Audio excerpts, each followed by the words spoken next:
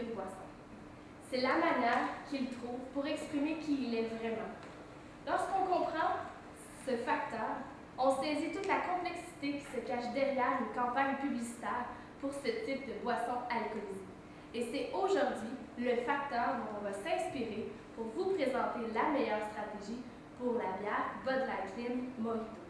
D'entrée de jeu, laissez-moi vous présenter mes collègues, Caroline Dufresne, Charles-Olivier Tremblay et moi-même, Marie-Michel Mandin. La présentation d'aujourd'hui se déroulera comme suit. Donc, tout d'abord, laissez-moi vous expliquer le mandat pour lequel nous sommes ici aujourd'hui, soit d'élaborer la stratégie marketing qui vous permettra de positionner la Bud Light Lime Mojito sur le marché et ainsi parvenir à la faire croître non seulement dans les parts de marché, au niveau des ventes, mais au niveau de sa présence et de sa notoriété. Donc, nous débuterons tout d'abord par le diagnostic préliminaire afin de savoir les forces et les faiblesses de votre entreprise, ainsi que les opportunités et menaces qui sont présentes sur le marché. Ensuite, nous déterminerons de façon très objective et précise les objectifs de nos stratégies. Découleront ensuite les stratégies de façon beaucoup plus explicite pour terminer avec les aspects financiers qui se rattachent et les perspectives d'avenir pour l'entreprise. Donc, pour commencer, avant toute chose, c'était vraiment important pour nous d'aller vraiment statuer votre entreprise, où vous êtes, quelles sont les forces qu'on va utiliser, sur quoi on va se fonder et quelles menaces on va prendre en compte dans nos stratégies. Donc, tout d'abord, c'est une entreprise qui est connue, qui est reconnue. Vous n'avez plus à faire votre notoriété. Les gens savent que vous produisez des produits de qualité, ils connaissent votre marque et également, vous avez une relation de proximité avec vos clients. Donc, encore là, ils savent qu'est-ce que vous voulez, quelles sont les valeurs que vous véhiculez et quelle qualité vous pouvez leur offrir. Par contre, on a aussi évalué les défis que vous aurez à relever. On n'a pas relevé beaucoup de défis au niveau de votre entreprise. Par contre, il y a un risque qui est important que vous preniez en compte, c'est le fait que dans un marché comme le vôtre, il peut y avoir un niveau de cannibalisation dans vos produits.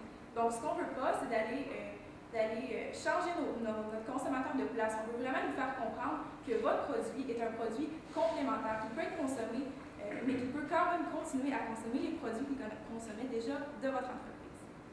Ensuite de ça, il y a le fait que vous avez des très bonnes opportunités pour l'instant qui s'offrent à vous. Donc, tout d'abord, le marché est en croissance dernièrement. Pour les dernières années, on voit que les gens s'intéressent beaucoup aux produits alcoolisés, dont la bière. Également, il y a le fait que vos consommateurs sont de plus en plus ouverts à essayer des choses, à essayer des nouveaux goûts et vraiment à aller essayer, sortir du cadre qu'on connaît habituellement de la bière et pouvoir se surprendre en essayant des nouveaux produits. Par contre, il y a le fait que votre concurrence est présente non seulement au niveau direct, mais indirect. Donc, on parle ici des microbrasseries, on sait, elles sont très en vogue ces temps-ci. Les gens aiment essayer des produits locaux. Également, vos compétiteurs comme Molson ou Slimane aiment aussi sortir des nouveaux produits pour venir renouveler la gamme de la bière. Donc, il y a ça dont vous devez vous différencier et vraiment vous démarquer. Également, il y a le fait que la réglementation est assez sévère dans votre milieu. Donc, c'est sûr que vous ne pouvez pas avoir des campagnes nécessairement où on va donner des produits, des choses comme ça, parce que ce n'est pas permis. Vous ne pouvez pas également jouer sur les prix, ce que vous savez. Donc, ici, ça vient limiter un petit peu les actions qu'on peut pousser. Avant d'aller plus loin, je veux vous présenter aujourd'hui les objectifs de notre stratégie. Donc, soit, premièrement, le positionnement de votre marque. Ensuite, la notoriété pour vraiment que le consommateur connaisse encore plus votre produit pour emmener évidemment une croissance des ventes.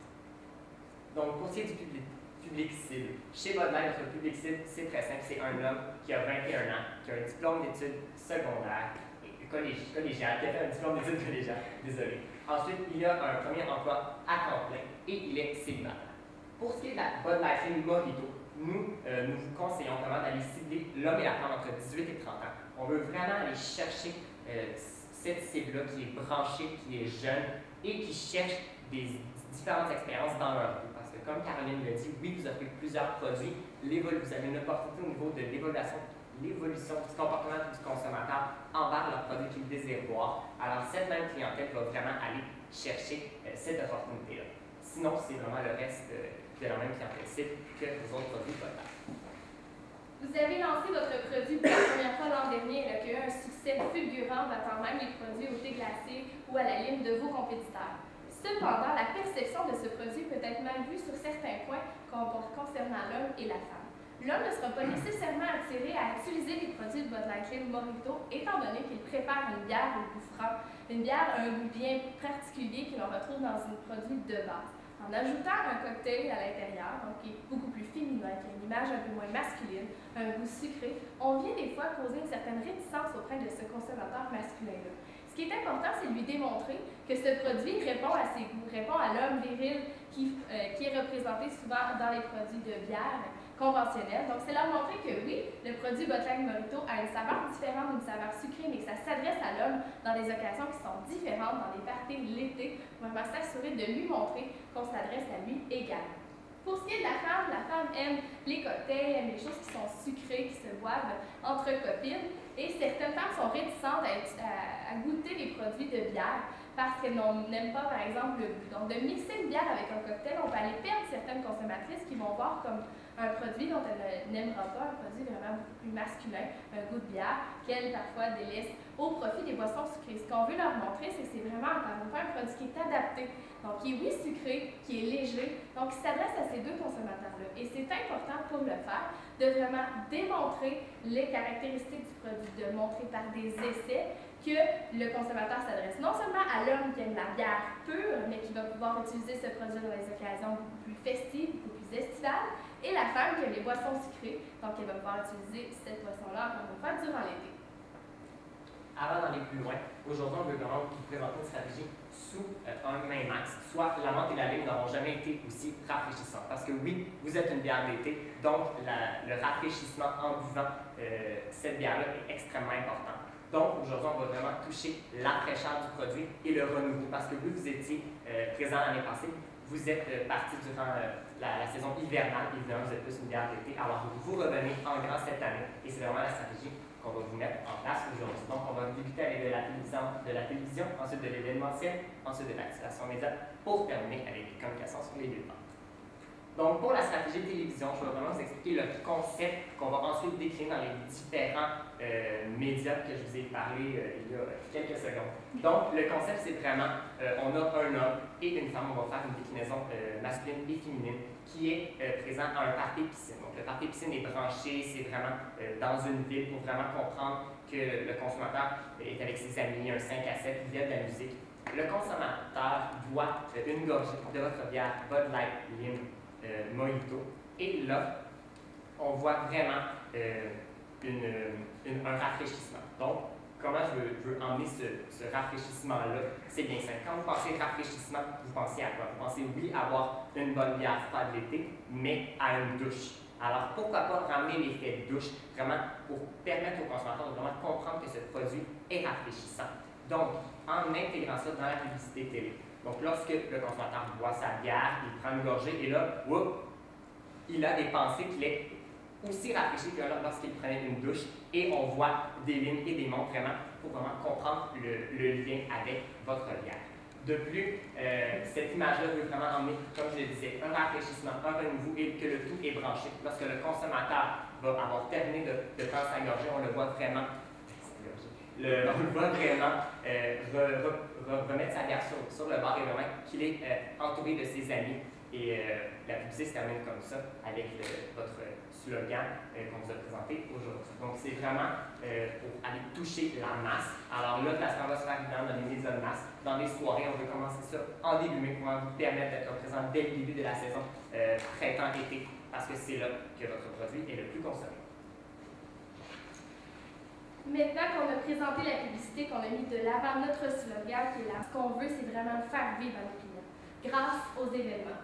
Tout d'abord, on veut profiter de la notoriété de Bud Light et de la présence de votre compagnie dans des événements clés au Québec. Donc, par exemple, le Grand Prix, les différents festivals québécois. Ce qu'on veut, c'est profiter de vos plateformes, de vos zones Bud Light pour présenter ce produit-là.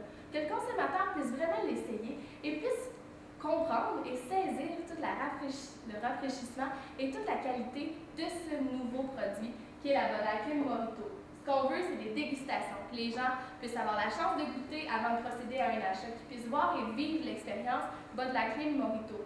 On veut que vos installations soient aux couleurs de cette gamme de produits-là, donc le vert, le blanc, le gris, quelque chose de rafraîchissant pour qu'on puisse associer visuellement le nouveau produit qui refait son retour sur le marché pour une deuxième année et l'occasion, le Bud Light en entier. On veut qu'une escouade sur place puisse expliquer la différence entre ce nouveau produit, puisse montrer à l'homme que oui, même si on a combiné un drink, une boisson beaucoup plus féminine qu'elle, le mojito, à une bière conventionnelle masculine, que ça s'adresse à lui. Même chose pour la femme, on va montrer les goûts sucrés, lui démontrer que ce produit s'adresse à eux. Ce qu'on veut aussi, c'est faire montrer des produits tels que je vous l'ai montré, mais faire la promotion des événements qui suivent.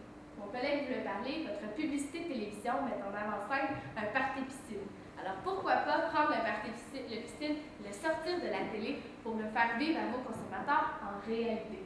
Ce party piscine va avoir lieu dans la région de Montréal, sur le sommet d'un hôtel, pour vraiment permettre aux gens de vivre une expérience qui est différente. Donc faire vivre la publicité, une soirée branchée avec des DJ, la possibilité de passer vraiment un moment agréable comme seul Bud Light peut le faire. C'est le genre d'événement que vous avez à cœur d'intégrer pour montrer à vos clients que vous vous intéressez à eux, que vous voulez leur faire vivre l'expérience. Et au lieu de faire vivre l'expérience Bud Light, on rajoute une valeur ajoutée Bud Light Clean Mojito. Ce qu'on veut, c'est vraiment leur offrir la chance de vivre cette soirée-là et de pouvoir consommer des produits dans une ambiance très différente et huppée. Comment est-ce qu'on va aller chercher ces consommateurs-là? Eh bien, c'est à l'aide des différents médias. Tout d'abord, les caisses de bière. Donc, on va offrir au consommateur qui va procéder à l'achat de ce produit-là grâce à un coupon. On va l'inciter à venir s'inscrire grâce à son téléphone mobile pour courir la chance de gagner une invitation avec 3 de ses amis pour assister à la soirée Bud Light Clean Mojito. Donc, comment est-ce que ça va fonctionner? C'est le genre de technologie que vous utilisez déjà. Donc, on invite le consommateur à texter Mojito ou Bud Light pour vraiment pouvoir s'inscrire au concours et ensuite il va recevoir un courriel de réponse pour lui dire s'il a heureusement gagné sa place pour cette soirée-là ou s'il doit, encore une fois, essayer de nouveau. Ce qu'on veut, c'est créer une connexion avec le consommateur.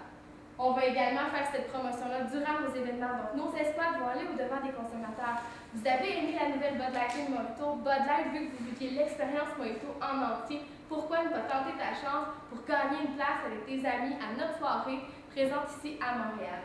Finalement, la télévision et les médias sociaux vont également faire de la promotion pour s'assurer une vision 360 et avoir un maximum de gens, créer un engouement pour que les gens veulent venir à notre soirée, telles les différentes autres promotions que vous faites.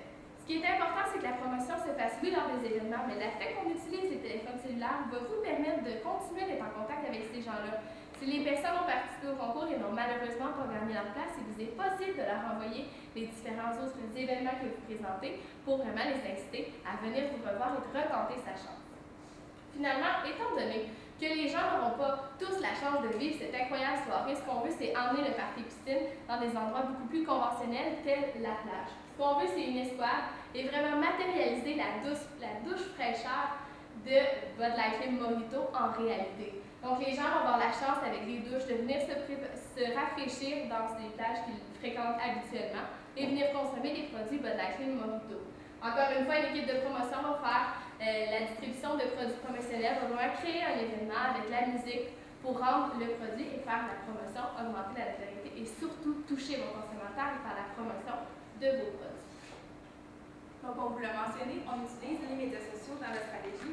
Pourquoi? Pour vraiment créer un avenir. On veut que les gens aient hâte que votre bière sorte. On veut qu'ils attendent le retour. Donc, comment on procède à ça? Tout d'abord, en mettant sur vos différentes plateformes sociales, comme Facebook par exemple, la date de sortie de votre bière, pour vraiment que les gens l'attendent, leur dire, vous vous ennuyez de cette bière-là, elle est de retour le 6 mai par exemple.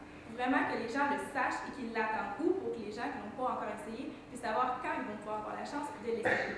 Également, ce qu'on vous suggère, c'est vraiment de faire connaître vos événements, de les faire circuler à travers vos médias sociaux, non seulement avant l'événement, mais également pendant pour faire du temps réel, mais aussi après l'événement pour vraiment démontrer que vous êtes avec vos consommateurs, que vous organisez des événements et que même si les gens n'ont pas eu la chance d'être là à cette journée-là, ils vont pouvoir savoir que vous êtes près d'eux et que vous allez en organiser ailleurs.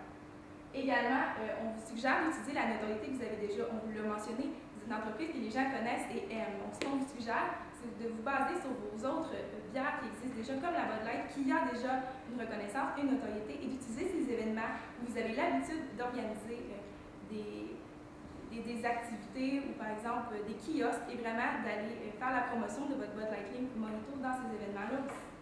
Également, ce qu'on vous suggère, c'est d'utiliser le mobile pour être présent avec la personne dans sa poche, si on veut. Donc, ce qu'on vous suggère, c'est de les faire participer au concours par l'entremise du cellulaire. Donc, vraiment d'envoyer un message texte pour en faire partie, mais aussi d'avoir un lien avec lui qui est continu. Donc, par exemple, en faisant de la géolocalisation, pour savoir, bon, ben parfait, tu es à Montréal, tu es à Trois-Rivières, on a cet événement-là qui arrive dans 3 jours, veux-tu venir?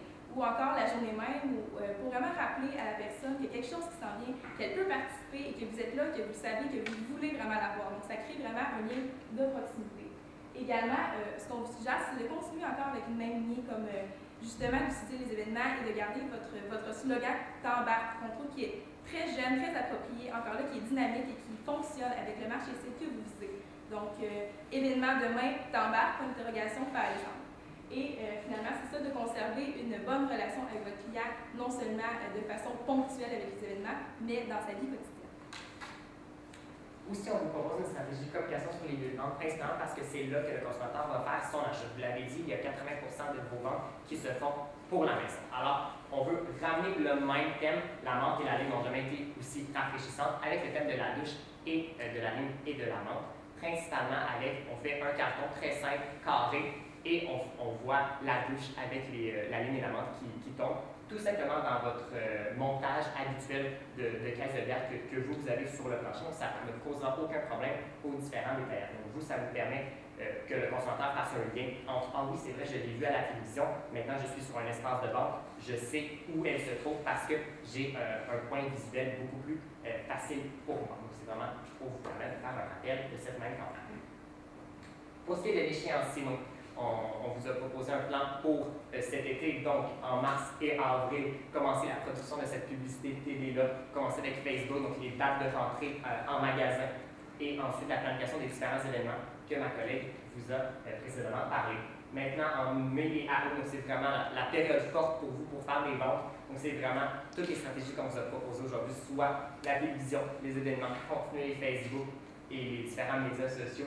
Ensuite, les communications sur les ventes aussi, de les commencer quand la publicité télé, par exemple, débute. Donc, on vous a présenté des stratégies pour pouvoir garder un contrôle là-dessus, pouvoir garder un œil et voir la progression de ce qu'on vous propose. On vous suggère de garder un œil sur la participation aux événements, voir quels événements l'aident vraiment, où on voit les gens, où les gens viennent nous voir au stand. Également, on vous suggère de faire le suivi de la participation au concours avec les messages textes. Vous allez pouvoir facilement calculer de façon quantifiable le retour sur investissement de cette stratégie. Également, on vous suggère de garder vraiment un œil sur la progression de vos ventes pour ce produit-là, ainsi que de regarder vos parts de marché et la notoriété en utilisant un pré-test et un post-test de notoriété pour vraiment savoir est-ce qu'il y a plus de gens qui connaissent la Bud Light.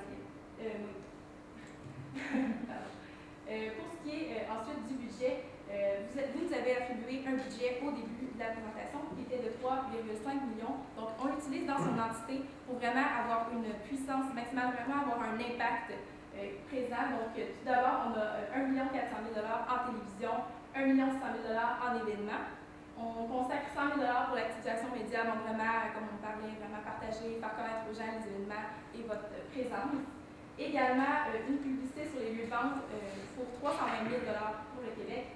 Et finalement, pour le suivi et contrôle, test de notoriété, comme on vous a mentionné, 80 000 $. Donc, c'est certain que les stratégies qu'on vous propose sont rattachées à un budget. Par contre, on est certain que les stratégies vont vraiment vous permettre d'aller chercher le rendement que vous voulez avoir. Donc, qui vont vous permettre de dépasser même les objectifs qu'on s'est fixés au début de la rencontre.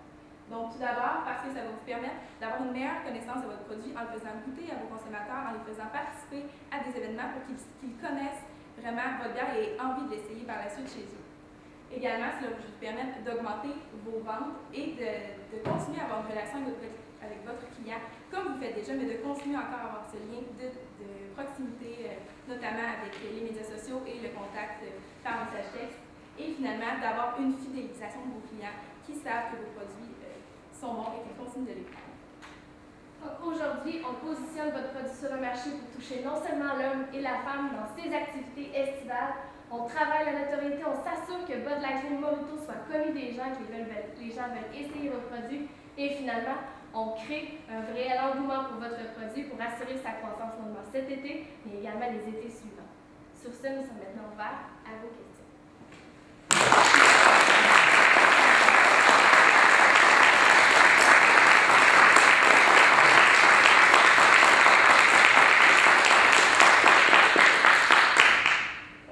Vous faites souvent référence à la Bud Light Mojito comme étant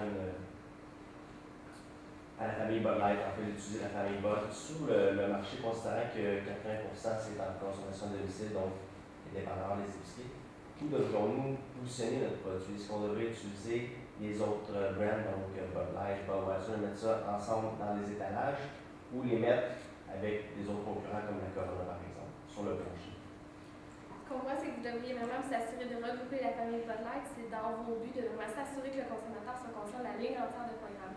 Votre publicité va vous permettre de vous différencier de l'ensemble des gammes. Donc, le consommateur va savoir que oui, il y a une possibilité pour vous de présenter la Bud Light, mais qu'il y a la nouvelle Bud Light Mojito qui fait son entrée. Donc, va se diriger vers sa bière préférée, la Bud Light, et va ensuite découvrir, oh mon Dieu, la nouvelle Bud Light, mais de retour. Donc, il va avoir vraiment envie, dans ses étalages, de l'utiliser, de l'essayer encore à nouveau, ou de la regoûter si jamais le produit a été accepté, a été intégré dans la routine de consommation. Et c'est là que la publicité sur les lieux de vente va venir attirer non seulement les consommateurs qui sont au courant, mais les nouveaux consommateurs, et va présenter l'ensemble de la gamme Bud Light quand même.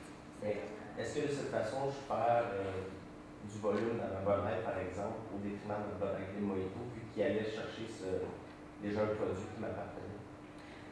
C'est certain qu'il va y avoir une perte, là, le consommateur qui, par exemple, s'en allait chercher sa Bud Light, va s'en aller vers la Bud Light Mojito, mais il va quand même conserver la Bud Light dans la saison creuse, la Bud Light Mojito. Donc, on le perd seulement pour la saison estivale, et c'est certain qu'il va continuer à consommer la Bud Light standard dans d'autres activités. Donc, on le perd sur certains achats, mais on va aller le conserver dans l'année entière en le gardant satisfait. Ce que ça va nous permettre, c'est d'aller chercher d'autres consommateurs qui vont être attirés par les publicités de Bud Light Mojito, qui vont accepter le produit, vont vraiment l'aimer, et ensuite vont vouloir consommer les autres produits à longueur d'année, donc la Bud Light, le gamme. Donc, oui, c'est certain qu'on prend en charge peut-être cette perte-là durant les étés, mais si on s'assure d'aller gagner des consommateurs différents à longueur de l'année.